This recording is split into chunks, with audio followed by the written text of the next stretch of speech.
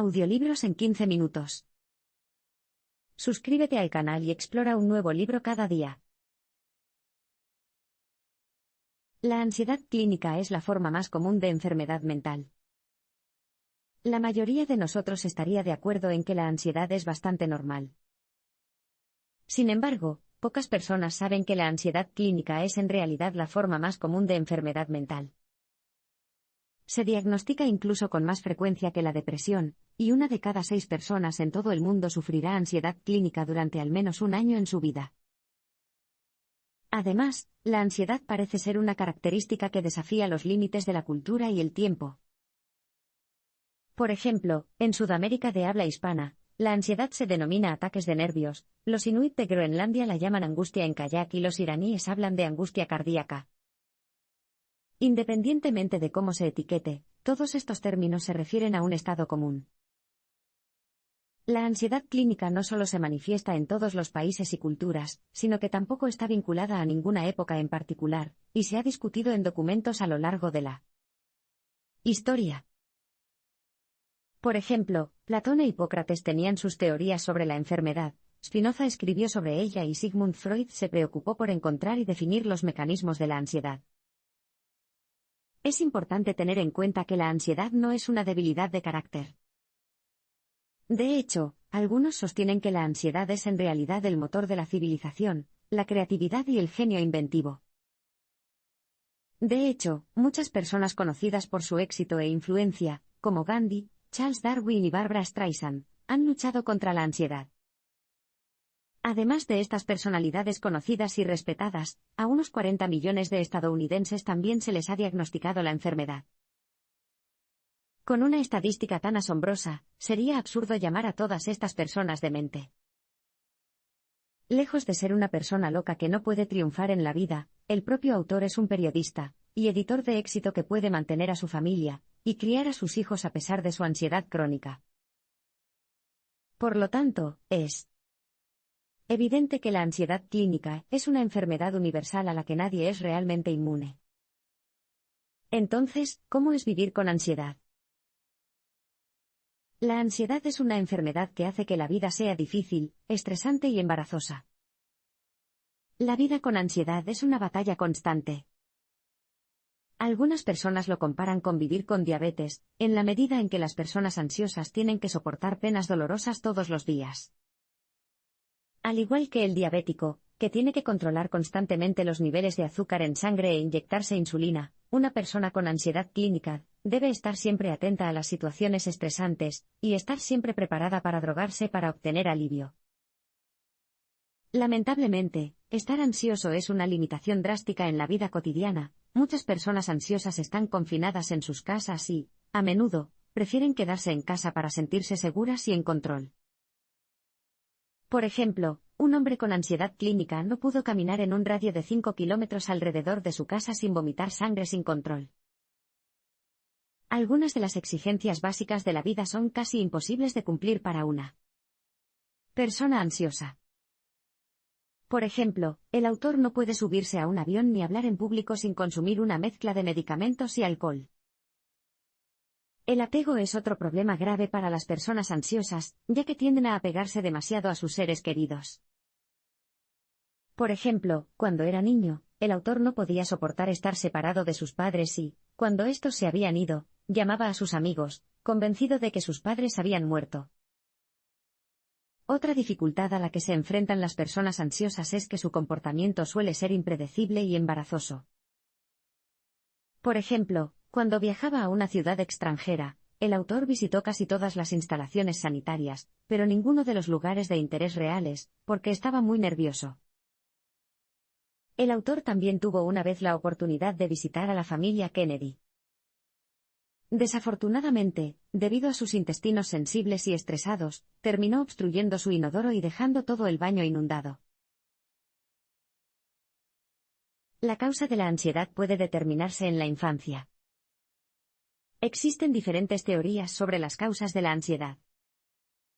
Los psicoanalistas, por ejemplo, creen que la ansiedad se deriva de la represión de los pensamientos tabú que surgen por primera vez durante la infancia.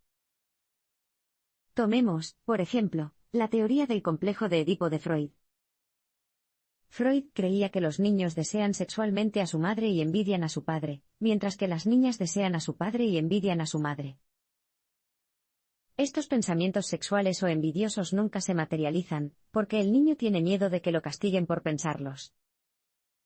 Como resultado, los pensamientos persisten y se proyectan sobre un objeto que hace que el niño se sienta ansioso. El propio Freud creía que su propia fobia a los trenes se originó al ver a su madre desnuda en un tren cuando era niño y desearla. Sin embargo, el complejo de Edipo ahora se considera una teoría anticuada. Otra teoría analiza específicamente las relaciones madre-hijo. Específicamente, se cree que los niños que soportan separaciones más prolongadas de sus madres tienden a ponerse ansiosos. Un estudio realizado en monos rhesus mostró que los que estaban separados de sus madres sufrían efectos a largo plazo, como ansiedad, además de agresividad y anomalías sociales en la edad adulta. La forma en que una madre interactúa con su hijo parece ser de particular importancia para determinar qué tan ansioso se pondrá el niño en situaciones estresantes. Por ejemplo, un experimento demostró que un niño cuya madre es consciente, cariñosa y amorosa se comporta con menos ansiedad en situaciones nuevas, por ejemplo, cuando un extraño entra en una habitación y la madre se va, que un niño cuya madre actúa ella misma de manera ambivalente y ansiosa. Entonces, ¿qué pudo haber causado la ansiedad de Freud?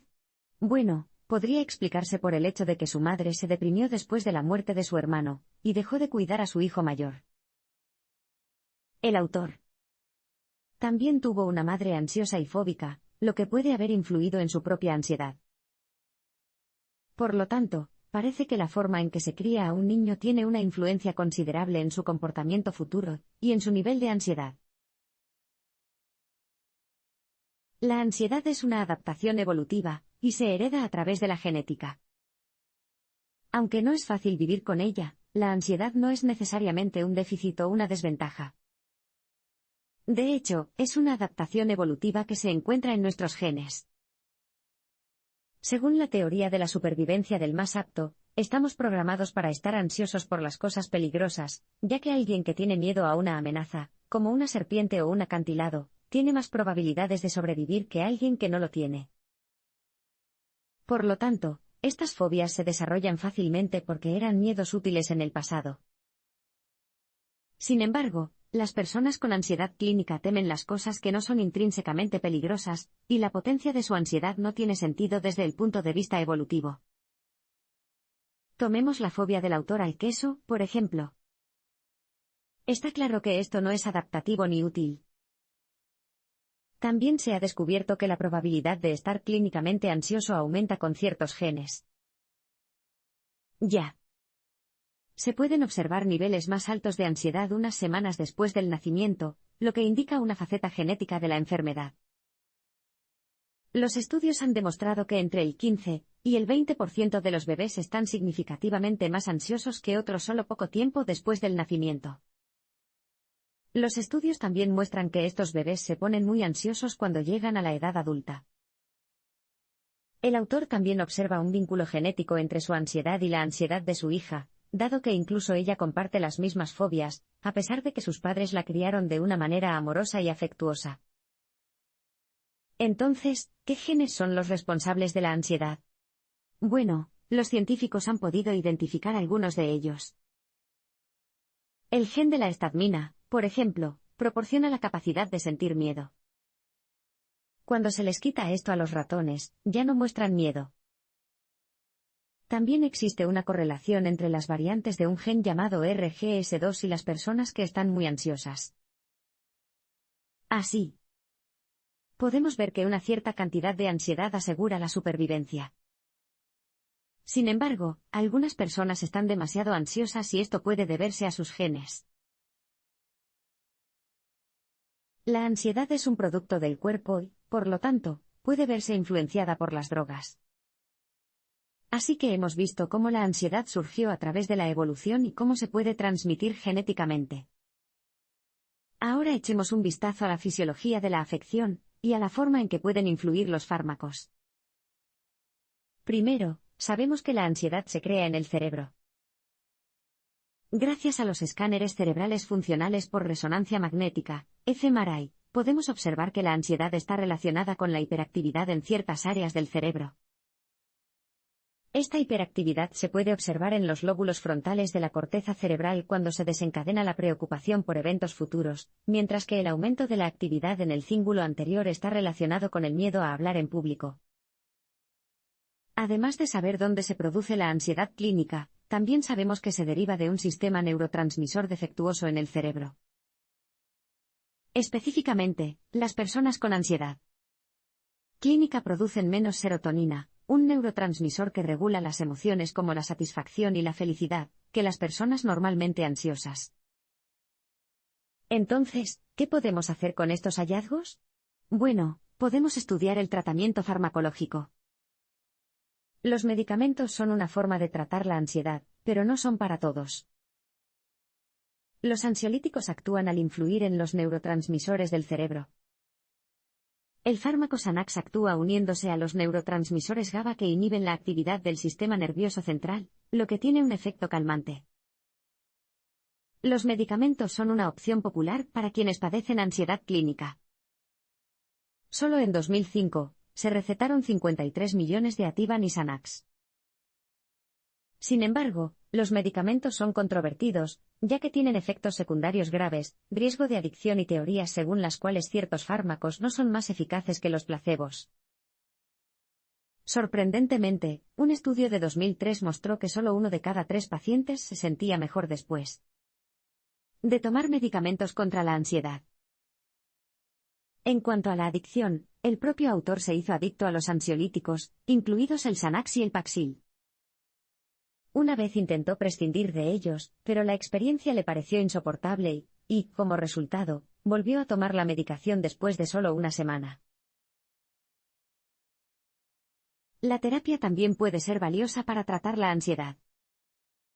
Hemos visto cómo funcionan los medicamentos en el cerebro. Sin embargo, también existen tratamientos alternativos, como la terapia cognitivo-conductual o la TCC, que veremos a continuación. La TCC se basa en la teoría de que hay comportamientos, como el comportamiento ansioso, que no se pueden controlar mediante el pensamiento racional. El enfoque más común utilizado en la TCC es la terapia de exposición. Esto implica que el paciente tenga que enfrentarse directamente a lo que teme para aprender que no hay una amenaza real presente en el objeto temido. Por ejemplo, el propio autor sufre de emetofobia, el miedo patológico a vomitar. En un intento por tratar esto, una vez probó la terapia de exposición.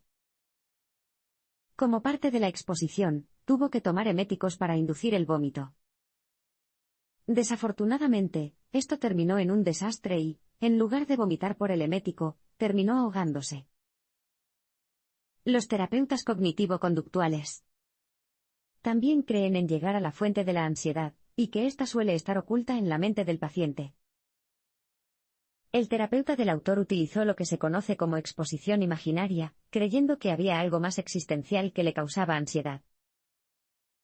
En las sesiones de terapia, el autor tenía que enumerar una jerarquía de las cosas que lo asustaban, luego imaginarlas y decirle al médico lo que sentía.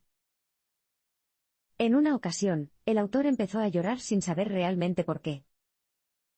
Sin embargo, el médico creyó que estaban en el camino correcto para encontrar una explicación a la ansiedad del autor. Hasta el día de hoy, el autor sigue luchando contra su ansiedad con medicamentos y la TCC. Aunque parece que no existe una cura universal para la ansiedad, ciertamente hay formas de reducir su intensidad. El autor esperaba que este libro le ayudara con eso.